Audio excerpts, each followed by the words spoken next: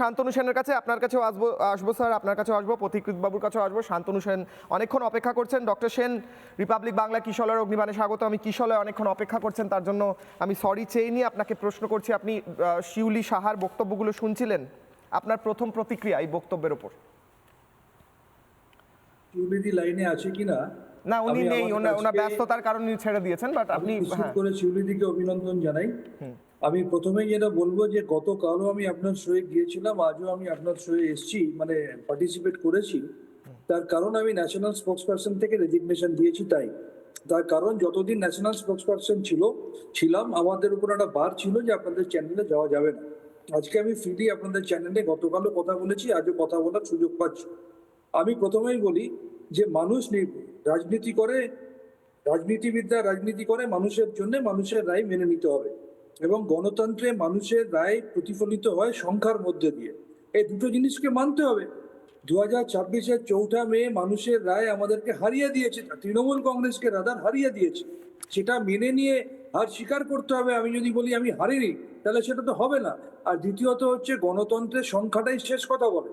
আমরা যেমন দেখেছি ভারতীয় জনতা পার্টি 294টার মধ্যে 207টা আসন পেয়েছে, তৃণমূল কংগ্রেস সেখানে 80টা পেয়েছে।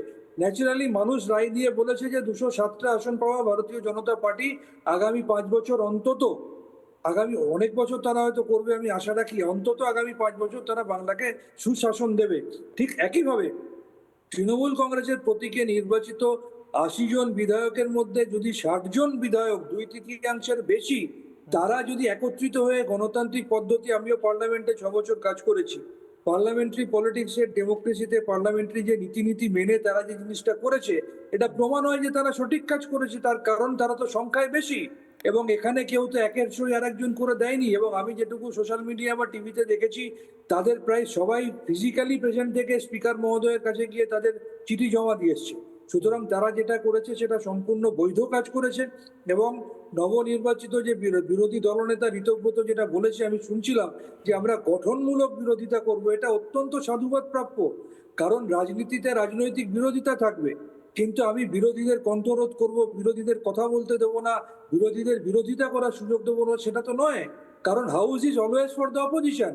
এবং অপোজিশন লিডার বা অপোজিশন যদি বলে যে সরকারের ভালো কাজে আমরা সহযোগিতা করব এবং সরকারের খারাপ কাজে আমরা গঠনমূলক বিরোধিতা করে সমালোচনা করব এবং আমাদের প্রস্তাব দেব, সেটা তো আমার মনে হয় আগামী 5 বছরের জন্য বাংলায় সুশাসন প্রতিষ্ঠিত করার আরো একটা ভালো পদক্ষেপ বলে আমি মনে করি। সুতরাং এই সমস্ত জিনিসটাকে আমি অত্যন্ত সাধুবাদ জানাচ্ছি এবং আগামী দিনে একটা গঠনমূলক বিরোধিতা এবং তার সাথে নতুন মুখ্যমন্ত্রী শুভেন্দু অধিকারী যেভাবে কাজ করছেন, মর্নিং শোজ দ্য ডে। এখনো 1 মাস হয়নি তিনি শপথ নিয়েছেন, 9 তারিখ তিনি শপথ নিয়েছেন, এখনো 1 মাস হতে তার প্রায় 6 দিন বাকি। তার মধ্যে তিনি যেভাবে কাজ করছেন, মর্নিং শোজ দ্য ডে। আমি আশা করছি মর্নিং ডে যখন এত ভালো হয়েছে, বাকি দিনটাও খুব ভালো হবে। ডক্টর সেন, আমার একটা প্রশ্ন রয়েছে। আমার প্রশ্ন হচ্ছে, আপনি বলছেন মর্নিং শোজ দ্য ডে, আরেকটা মর্নিং হিসেবে আমি যদি ধরে নিই, তৃণমূল কংগ্রেসের যে ভয়ঙ্কর পরিস্থিতি শুরু হয়েছিল ওই 4 তারিখে, এক এক করে কাউন্সিলররা, এক এক করে লোকাল নেতারা, এক এক করে বিভিন্ন পদে থাকা নেতারা রেজিগনেশন দিতে আরম্ভ করেছিলেন। সেই মর্নিং থেকে আজকে এসে এমন জায়গায় দাঁড়িয়েছে যেখানে ফিরহাদ হাকিম ইস্তফা দিয়ে দিলেন মেয়রের পোস্ট থেকে, যেখান থেকে 80 জন বিধায়কের মধ্যে 60 জন চলে গেলেন আলাদা একটা পরিষদীয় দল করে ঋতব্রত বন্দ্যোপাধ্যায়ের নেতৃত্বে। সেখানে দাঁড়িয়ে তৃণমূল কংগ্রেসের নিজস্ব যত কমিটি ছিল সেগুলো ডিসলভ হয়ে গেল। সেখানে দাঁড়িয়ে এমন একটা পরিস্থিতি হলো যেখানে তৃণমূলের ফ্রন্টাল অর্গানাইজেশনগুলো আর রইল না।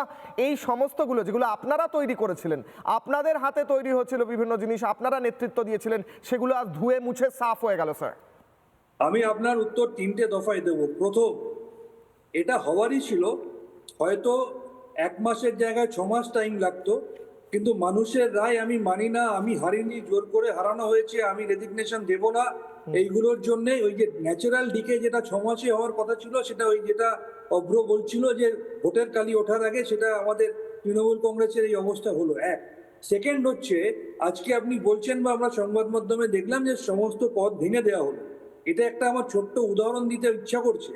সেটা হচ্ছে, কোনো একটা বাড়ির মালকিনের দোষে বাড়িটা যখন অটোমেটিক্যালি ভেঙে পড়ছে নিজের গতিতে, এবং বাড়িতে যারা ছিল তারা নিজেদের প্রাণ বাঁচাতে বা সেই অন্যায় কাজের বিরোধিতা করে তারা সেখান থেকে সরে যাচ্ছে, তখন হঠাৎ করে মালকিন এসে একটা হাতুড়ি নিয়ে দেওয়ালে ঠুকে ঠুকে বলছে আমি বাড়িটা ভেঙে দিচ্ছি। আরে বাড়িটা তো এমনিই ভেঙে যাচ্ছে। এবার আসুন ফিরহাদ হাকিমের কথায়। আমি একটা ব্যক্তিগত তথ্য এখানে দিতে চাইবো। আমি আরজি কর এবং অভয়াকাণ্ডে সত্যি কথা বলার জন্য দল আমায় সাসপেন্ড করেছে। আমার স্ত্রী কলকাতা পৌরসভার কাউন্সিলর ডক্টর কাকুলি সেন, তাকে তো দল সাসপেন্ড করেনি। আমি সাসপেন্ডেড বলে আমার স্ত্রী কাউন্সিলর তাকে একঘরে করে রাখা এবং তাকে হোয়াটসঅ্যাপ গ্রুপ থেকে আজ অব্দি বাদ দিয়ে রেখে দেওয়া, এবং 7ই এপ্রিল 2025 হ্যাঁ। এই আমার ওয়ার্ডে এখানে কলকাতা পৌরসভা এবং রাজ্য সরকারের একটা অনুষ্ঠান চলাকালীন আমার অঞ্চলের প্রাক্তন বিধায়ক তথা কলকাতা পৌরসভার উপমহানগরিক অতীন ঘোষের নেতৃত্বাধীন 1 নম্বর ওয়ার্ডের আনোয়ার খান, হিরো, ইয়াকুবের মতো একটা সম্প্রদায়ের কিছু গুন্ডারা এসে আমার স্ত্রীকে মেয়রের সামনে যখন মেরে স্টেজের উপর ফেলে দিল, রাস্তায় একটা অচেনা লোক পড়ে গেল, আমরা বলি যে ভাই লাগেনি তো দাদা, আপনার কিছু হয়নি তো, উঠুন, এই ভাই মারবেন না।